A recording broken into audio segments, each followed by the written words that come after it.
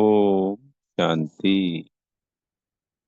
आज 2 अक्टूबर 2024 के महावाक्यों के मनन चिंतन। प्यारे बाबा ने कहा, याद में रहकर कर्म करोगे तो अनेकों को तुम्हारा साक्षात्कार होगा।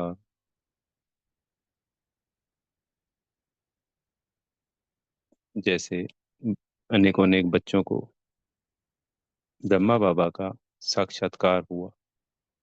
वो यज्ञ में नहीं भी आए थे, उन्होंने ब्रह्मा कुमारी का नाम भी नहीं सुना था, पर उससे पहले ही अनेकों को बाबा का साक्षात्कार हुआ, ये बाप दादा का। विदेशों में तो बहुत सारी सेवाएं हुई ही ऐसे। तभी तो प्यारे ब्रह्मा बाबा के अव्यक्त होने के बाद ही तो सभी सेवाएं शुरू हुई विदेशों की, क्योंकि वहाँ अव्यक्त का पाठ ज्यादा है। जब हम आत्मा भी आत्मा का अभ्यास कर बाबा को याद करते हैं, तो आत्मा की शक्तियां जागृत हो जाती हैं। हमारा जो फरिश्ता स्वरूप है सभी आत्माओं का, वो पूर्ण रूप से हमें प्राप्त हो जाता है। जैसे हम आत्मा सतो प्रधान तक अवस्था तक पहुंचती है सतो के बाद, तो बाबा को जिन भी आत्माओं को हम साक्षात्कार कराना होता है वो सहजता से करा सकते हैं। अंत में तो अनेकों अनेक आत्माओं का, बेहद के सभी आत्मा बच्चों को भी होगा। जो भक्त आत्माएं होंगी उनको भी होगा, वो अलग है। पर अभी भी बाबा को सेवार्थ जिन भी आत्माओं को साक्षात्कार करवाना होता है तो अभी भी हो सकता है। फिर आज प्रश्न उत्तर में, याद में रहकर भोजन बनाओ और याद में रहकर खाओ तो हृदय शुद्ध हो जाएगा। पूरे कल्प में इस पुरुषोत्तम संगम युग पे जब बाबा आते हैं तो भोग के लिए, शुद्ध भोग के लिए सभी को कहा जाता है। पर यहाँ बाबा की याद में बनाया और बाबा की याद में खाया हुआ भोजन अद्भुत होता है, कमाल होता है। हम सतयुग में तो देवता डायरेक्ट ही लेते हैं, कोई भोग नहीं लगाते हैं। पर द्वापर कलयुग में हम भगवान को भोग लगाने की प्रथा चालू कर देते हैं, जो कि इसी संगम युग का यादगार। तो ब्रह्मा भोग, जिसके लिए देवताएं भी बोले तरसते हैं, बाबा ने कहा देवताओं को बहुत पसंद है। बाबा ने अनेक अव्यक्त मुरलियों में भी कहा है और साकार मुरली में भी कहा है कि देवता यहीं पुरुषोत्तम संगम युग पर सूक्ष्म वतन में भोग के लिए, जब भोग लगाया जाता है तो देवताओं को भी लगता है। अब वो कैसे इमर्ज होते हैं, क्या होता है एग्जैक्टली, तो बाबा ही जाने। पर अब हमें जो ये मुख्य धारणा है पवित्रता के बाद, सेकंड धारणा भोग की ही है।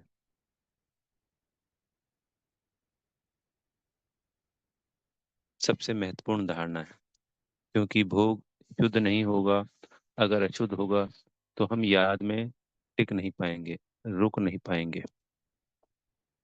क्योंकि जैसे ही याद में बैठेंगे तो जो अशुद्ध भोज हमने खाया है, भोग जिन भी आत्माओं के हाथ का बना हुआ, और जिस भी मनुष्य आत्मा की याद में अगर वो हमने खाया है, तो वो ही उसका प्रभाव हमारे पर आएगा।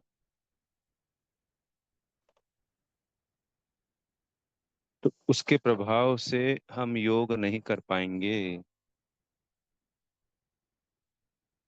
इसलिए बाबा ने हमें मनाही की है कि किसी भी अपवित्र आत्मा के हाथ का भोग नहीं खाना है। तो धारणाओं में सबसे पहले तो भोग जितना हल्के से हल्का हो सकता है, अपनी खुराक का हमें 90% खाना है या 80% खाना है। पहली बात, बहुत सहज बात है। इससे सेहत भी ठीक रहती है, पाचन तंत्र ठीक रहेगा। आत्मा की शक्तियां भोग को पचाने में खर्च ज्यादा नहीं होगी। जितना गरिष्ठ भोजन, तला हुआ भोजन, रजोगुणी भोजन हम खाएंगे, उतनी ही शक्तियां आत्मा की उस भोजन को पचाने में ही खर्च हो जाएगी। तो हल्के से हल्का भोजन लेना है।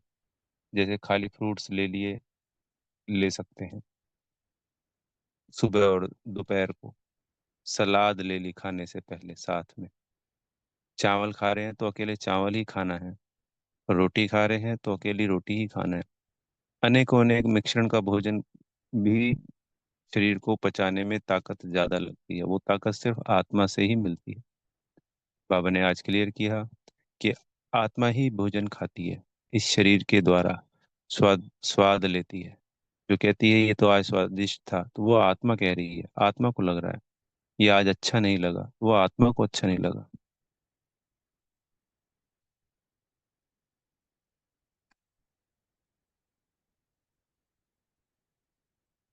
जब भोग बाबा की याद में बनाया जाता है तो वो आत्मा की जो वाइब्रेशंस हैं बाबा से जो हमें रिसीव हो रही हैं, वो उस भोग में जाती हैं।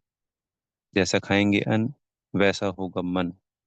तो जब बाबा की वाइब्रेशंस उसमें गई और वो भोग तैयार हुआ, हमने बाबा को पहले सबसे पहले भोग लगाना है, फिर स्वयं भोग। जब हम भी ले रहे हैं तब भी ये सोचें कि ये मैं बाबा को खिला रहा हूँ, बाबा की याद में खाना है। बाबा यहाँ ब्रकुटी में बैठा हुआ है, मैं आत्मा बाबा के संग कंबाइंड हूँ। तो मैं ये गिट्टी मेरे राइट हैंड द्वारा इस मुख से मेरे बाबा को खिलवा रही हूँ। ये मेरा प्रेम है, मेरे बाबा को खिला रहा हूँ। ऐसे शुद्ध भावना से हम अपने अपने तरीके से, जरूर नहीं यही बोल रहे, आप अपने तरीके से आपका जो प्रेम है बाबा के प्रति, जिस तरीके से आप जाहिर करना चाहते हैं वैसे कीजिए। पर जितना ज्यादा से ज्यादा कोई सामान लीजिए प्रेम से, उसी सामान में रहिए। हम दृष्टि तो दे देते हैं, सबसे पहले भोजन पे दृष्टि देनी है, बने हुए भोजन पे।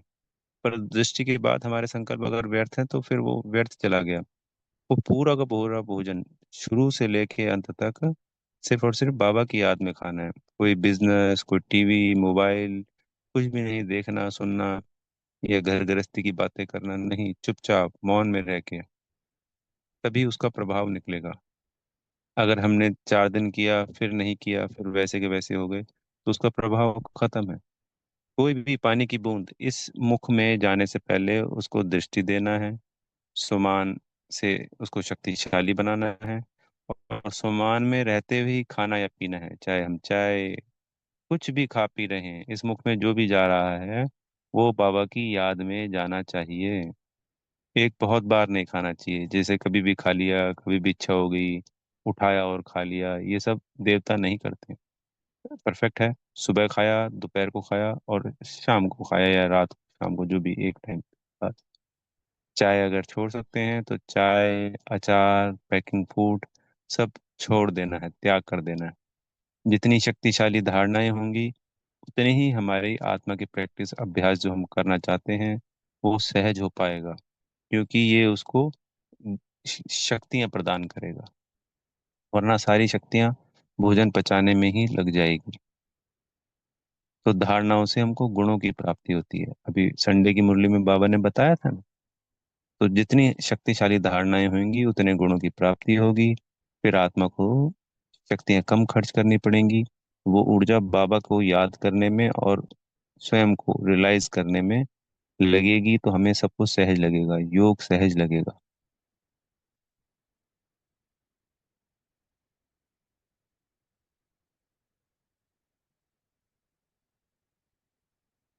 पवित्रता के बाद भोजन का बहुत बड़ा महत्व है, इसको हल्के में नहीं लेना है। जब तक भोजन बनाने वाला शुद्ध और खाने वाला बाबा की याद में नहीं खाता है, शुद्ध में भी बाबा की याद में ही बनाया हुआ हो, तब तक उसका प्रभाव नहीं निकलेगा। बाबा के भंडारी में हमेशा लिखा होता है ना कि शिव बाबा याद है, तो वहां पे भी, मधुबन में भी बाबा स्पेशल इंस्ट्रक्शंस देते थे और उन्हीं सेवाधारियों को वहां लगाते थे जो बाबा की याद में ही खाते हैं और बाबा की याद में ही बनाते हैं। क्षमा चाहूंगा, खाते बोल दिया। जो बाबा की याद में रहते हैं और वहाँ सेवाएं याद में ही करते हैं, ताकि पूरे यज्ञ पे उसका प्रभाव पड़े।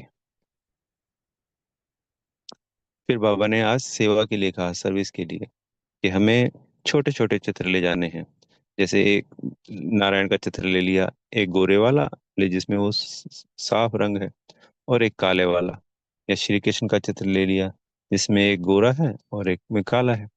तो चाहे वो पंडित जी को बताएं, चाहे हम कहीं मंदिरों में जाएं, चाहे हम बाहर कहीं सेवाएं सर्विस करें, तो वो काले और गोरे का भेद बताना है कि ये काला और क्यों और गोरा क्यों। तो ये आत्मा की बात है, शरीर की बात नहीं है। कोई एक ही मनुष्य जब जन्म ले लेता है तो बिल्कुल काला है, तो वो सदा काला ही रहेगा, गोरा है तो सदा गोरा ही रहेगा। तो ये फिर दो चित्र क्यों बनाए, काले और गोरे? तो आत्मा श्री कृष्ण की 84 जन्म लेके अपने अंतिम जन्म तक ऐसे काला बनती है। तो आयरन एज कहा जाता है, आयरन यानी काला, और गोल्डन यानी गोरा। गोरा वो गोरा नहीं कि बिल्कुल वाइट हो गोरा, तात्पर्य सतो प्रधान और तमो प्रधान, पतित पावन। तो 5,000 वर्ष की यात्रा है। बाबा ने सीढ़ी के चित्र के लिए भी कहा। ऐसा नहीं कि हम बहुत बड़े बड़े चित्र रखें, जो हाथ में हम पकड़ सकते हैं, पॉकेट बुक वाले, या जो हाथ में बुक होती है उतने बड़े जो चित्र हैं। तो सीढ़ी के चित्र में ही भारत के उत्थान और पतन की कहानी है। क्योंकि भारत के ही आत्माएं 84 जन्मों की यात्रा लेती, भारत में ही भगवान आते हैं।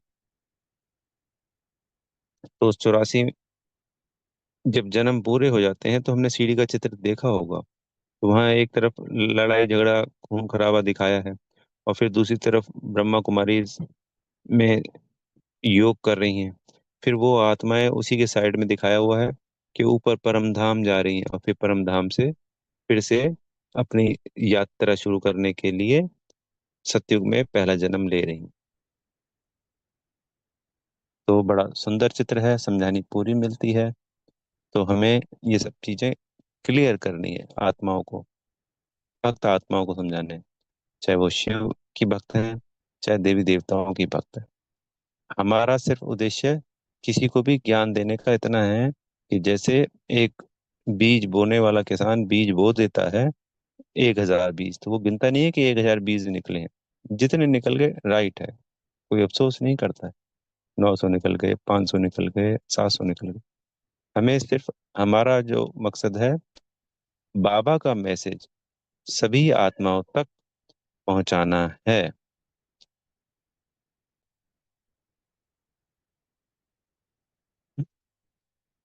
कोई ज्ञान में चल पा रहा है, नहीं चल पा रहा है, कोई बात नहीं। हमारे कुल का होगा, बाबा को जैसे भी उस आत्मा को लाना होगा वो जरूर लाएंगे। पर बीज नहीं बोया हुआ होता तो कार्य बनता नहीं। पहले बीज बोना जरूरी है। हमारे को सिर्फ बीज बोने का ही कार्य मिला है। हाँ, अगर वो यज्ञ में आ जाता है तो फिर पालना भी, ध्यान रखना, अगर उसकी शंकाएं हैं या उसकी कोई पूछताछ है, सेंटर से मिलाना, अनेक अनेक बातें, फिर पालना का कार्य शुरू होता है। पहला क्या है? सिर्फ मैसेज देना।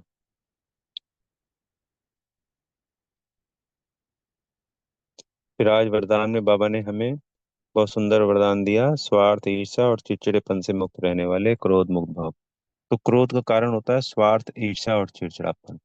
बाबा ने इसको बताया है कि जैसे हम कहीं पे भी कोई सेवा है, तो अपने आप को स्वयं को ऑफर करना है कि मैं इस सेवा के लिए तैयार हूँ, मेरे पास समय है।